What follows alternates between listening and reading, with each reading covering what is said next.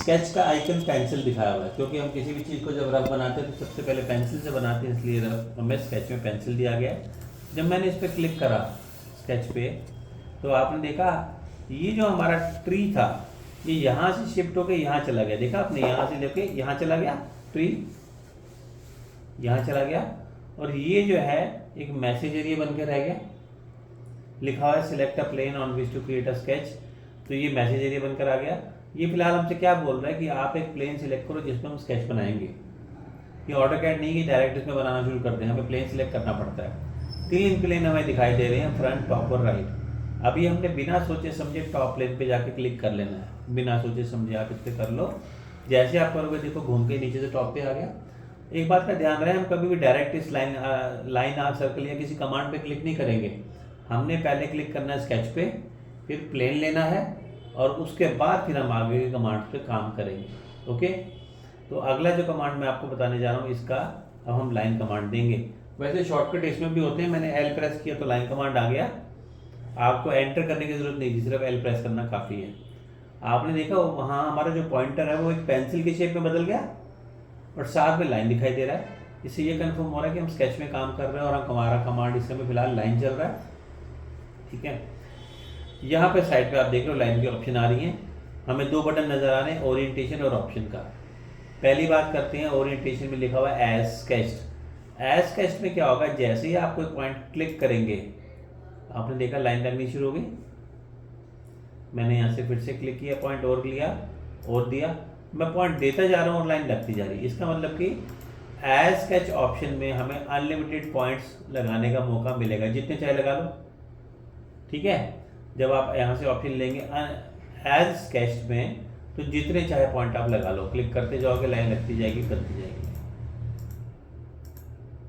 ठीक है, अच्छा, अगर आप वापस लाइन को पीछे लाके वापस टच करते हैं पिछले पॉइंट पे, तो ये ऑटोमेटिकली टेंजेंट आर्क बन जाएगा, आगे से राउंड हो जाएगा। ऐसे देख रहे हैं। अच्छा, इसमें भी एंड पॉइंट जैसे ऑटोकैड में दिखाता है उसने पॉइंट दिखा रही है ये कलर में। अगर ये आपको येलो दिखा रहा है तो समझ लीजिए ठीक एंड पॉइंट को पकड़ रहा है, मैंने क्लिक कर दिया इस पर। जब भी हम लाइन कमांड देते हैं और आपको आगे लाइन को डिसकंटिन्यू करना है, जैसे बस अब मेरे को आगे और लाइन नहीं चाहिए, तो आप क्या करो, डबल क्लिक करो। डबल क्लिक करने से हमारी लाइन डिसकंटिन्यू हो जाती है। ओके, इसमें एंटर काम नहीं करेगा सर? नहीं, एंटर काम नहीं करेगा। डबल क्लिक, हाँ, डबल क्लिक करेंगे उसमें। ठीक है, आप देखो डबल क्लिक करने से क्या हुआ, कमांड खत्म नहीं, वैसे वहाँ से छोड़ दिया इसको। कमांड तो भी यही चल रहा है। हमें एज स्केच तो समझ आ गया। अच्छा, एक और चीज़ देखो, एज स्केच में अगर मैंने डायमेंशन की वैल्यू भरी, तो मैं जरा ना एक नई ड्राइंग शुरू कर रहा हूँ। मैंने स्केच कर दिया, यहाँ से गए, पार्ट लिया, ओके करा, स्केच पे गए और हमने टॉप लाइन सेलेक्ट कर लिया। हमने यहाँ से दिया एज स्केच, ये लगाया। तो अब आप देखो, जब मैं वैल्यू प्रॉपर भर रहा हूँ, मैंने जब यहाँ से वैल्यू 33 की दी, तो आपने देखा डायमेंशन आ रही है। जब आप कीबोर्ड से डायमेंशन की वैल्यू भरोगे तब तो डायमेंशन आएगी, ये देखो आ रही है। लेकिन जब मैं वैसे क्लिक कर रहा हूँ तो नहीं आ रही डायमेंशन। तो कहने का मतलब ये कि जब आप इनपुट कीबोर्ड से भरेंगे तभी डायमेंशन आएगी। ठीक है, एज स्केच में आप अनलिमिटेड पॉइंट्स बना सकते हो, मैंने आपको बता दिया। डबल क्लिक करते तो ऐसे खत्म हो जाता है। अगला ऑप्शन हम करेंगे हॉरिजॉन्टल का। जैसे मैंने हॉरिजॉन्टल ऑप्शन पे क्लिक करा, आपने देखा नीचे एक और बटन दिखाई देने लगा पैरामीटर का। पहले तो नहीं आ रहा था ये, अब आ रहा है। यहाँ लिखा हुआ है 0। तो अब क्या है, हॉरिजॉन्टल वाले केस में आपने केवल 2 पॉइंट लेने हैं। देखो ये 1 और दूसरा पॉइंट मैंने लिया 2। 2 पॉइंट देते ही हमारे सामने एक हॉरिजॉन्टल लाइन बन जाएगी, बन गई। ठीक है, अगर आप इसको डायमेंशन के साथ बनाओ चाहे बगैर डायमेंशन के बनाओ, वो आपकी मर्जी है। मैंने 55 की दी तो आपकी बार देखो 55 की डायमेंशन भी आ गई साथ में। तो हॉरिजॉन्टल में हमें सिर्फ 2 पॉइंट बताने होंगे और इन दोनों पॉइंट के बीच में हमें हॉरिजॉन्टल लाइन मिल जाएगी। अगर आपको ऐसा लगता है कि मेरे को सेम लेंथ की लाइन को कई जगह लगाना है, तो आप क्या करोगे, नीचे जहाँ पैरामीटर दिया हुआ है, क्योंकि एंगल तो हम बदल नहीं सकते, वो तो इनएक्टिव है, पैरामीटर एक्टिव है। मैंने यहाँ से वैल्यू पुटअप कर दी 33 की। तो अब क्या है, मैं जिस भी पॉइंट पे क्लिक करूंगा, ये देखो आपको 33 की लाइन दिखाई दे रही है लगती हुई।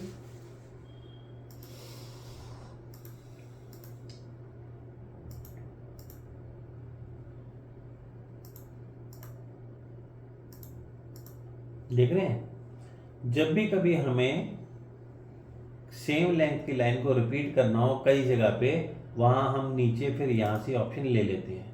ऐसा करने के बाद आप बस ये बताओ कि आपको इस तरफ चाहिए या इस तरफ चाहिए, राइट लेफ्ट की डायरेक्शन बतानी है, लेंथ वही जाएगी, ठीक है। लेकिन अगर आपको अलग अलग लेंथ देनी है हर बार, तो उसको 0 ही रहने दो जैसे ही पहले था। आ गई बात समझ? ठीक है, फिर से हमने लाइन कमांड दिया, हॉरिजॉन्टल लिया, तो आप 2 पॉइंट देंगे और हॉरिजॉन्टल लाइन बन जाएगी, चाहे लेंथ डायमेंशन वाली दो या बिना डायमेंशन के दो। ठीक है, इसी तरीके से हमारे पास यहाँ पे ऑप्शन है वर्टिकल का। वर्टिकल का ऑप्शन देने के बाद आप जो बाकी ऑप्शन सेम है, यहाँ एंगल देखो 90 डिग्री का हो गया। अब जो मैंने ये लाइन लगाई तो आपने देखा 90 डिग्री बनकर आ रही है, सेम हॉरिजॉन्टल जैसा। आप वैल्यू देना चाहो तो वैल्यू भी दे दो, बिना वैल्यू भी देना चाहो तो बिना वैल्यू भी दे दो। अच्छा, अगर हमारी ड्राइंग इससे बाहर चलेगी तो आप इस पर क्लिक कर दो, फर्स्ट वाली ऑप्शन पे जूम टू फिट है ये। वैसे इसकी शॉर्ट फॉर्म आप F भी प्रेस कर सकते थे। F प्रेस करने पे ड्राइंग में जो भी कुछ होगा वो सारा कुछ हमें यहीं पे स्क्रीन पे दिखाई देगा। उसमें sir Z enter a enter था। हाँ, वैसे आप यहाँ पे F करोगे तो सब कुछ इसमें अंदर ही आ जाएगा, ठीक है। हॉरिजॉन्टल और वर्टिकल हो गया। देखो अब अगला हम ले रहे हैं ऑप्शन एंगल का। एंगल में आप लेंथ के साथ साथ, अब आप देखो एंगल भी एक्टिव हो गया, लेंथ के साथ साथ एंगल भी दे सकते हो। हमने कहा हमें यहाँ से चाहिए 111 की लेंथ, और एंगल आपने कहा 33 का। अब आप देखो हमने यहाँ से लगाया,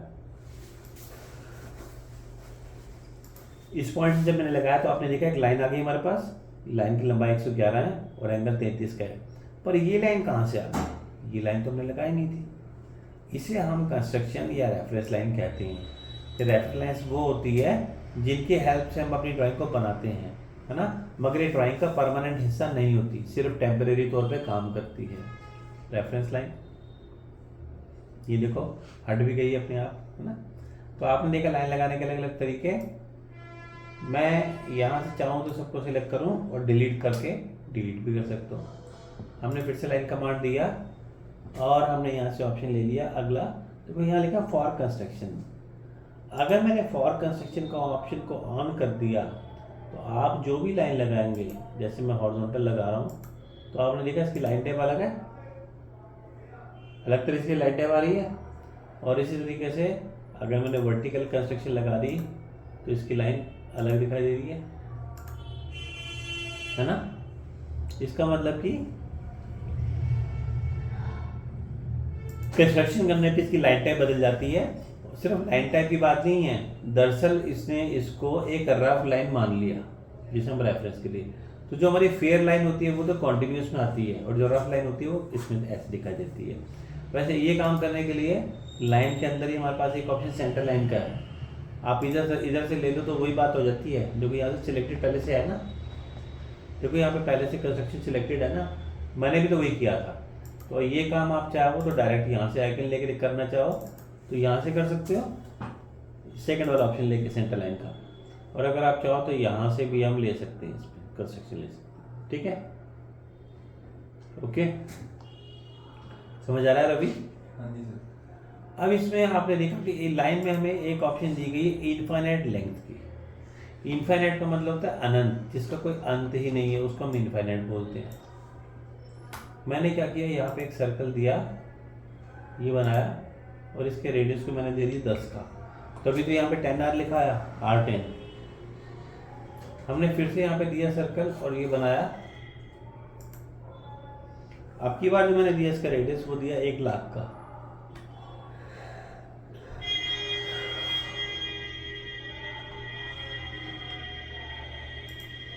आपने देखा कि ऐसा करने पर बड़ा वाला रेडियस भी बन गया।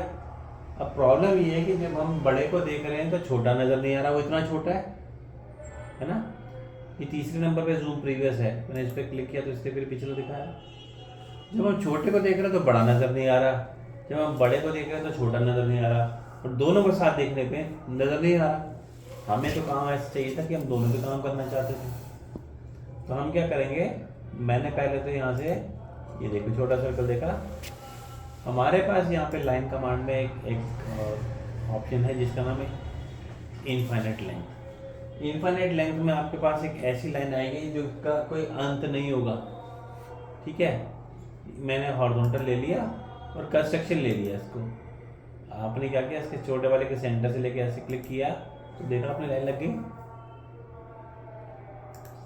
ऐसे ही हमने यहाँ से वर्टिकल ले लिया,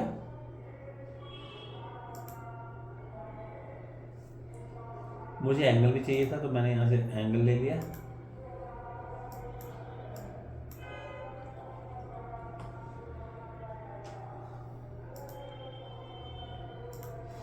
ये देखो अब मैंने 135 का एंगल दे दिया।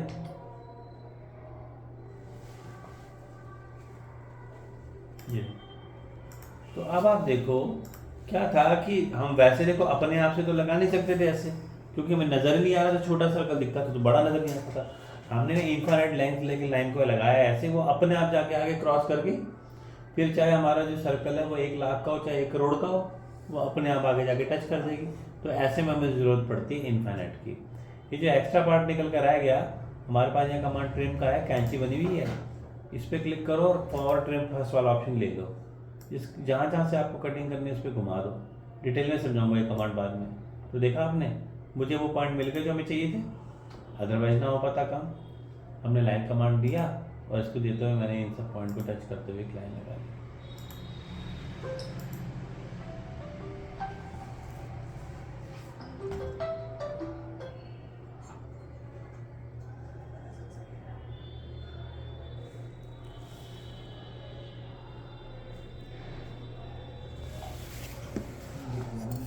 तो ये देखो यहाँ से मैंने इन सब पॉइंट्स को जोड़ दिया। तो मैंने जो बनाया था बेसिकली मेरा मेन पर्पस यही था कि मैं कुछ ऐसा फिगर बना लूँ। देखा आपने, और हमने बना लिया। जब हो गया काम तो डबल क्लिक कर देंगे, ठीक है। जैसे वो झूला होता है ना, जायंट व्हील होता है, देखा होगा आपने मेले वगैरह में लगा होता है जायंट व्हील वाला, तो ऐसे ही तो होता है। उसमें छोटा जिस पॉइंट पे उसका एक्सेस होता है वो तो बहुत छोटा सा होता है, लेकिन उसका आउटर रेडियस तो बहुत बड़ा होता है। उसकी ड्राइंग अगर हमें बनाने को मिले तो हम इस तरीके से यूज़ कर सकते हैं इनफाइनाइट का, ठीक है। तो आपने देखा कि हमने यहाँ पे लाइन में ये ऑप्शन अभी ओरिएंटेशन की समझी, फिर इसमें मैंने कंस्ट्रक्शन भी आपको बता दिया। कोई भी आप सिलेक्ट कर लो इसमें से तरीका, कंस्ट्रक्शन सबको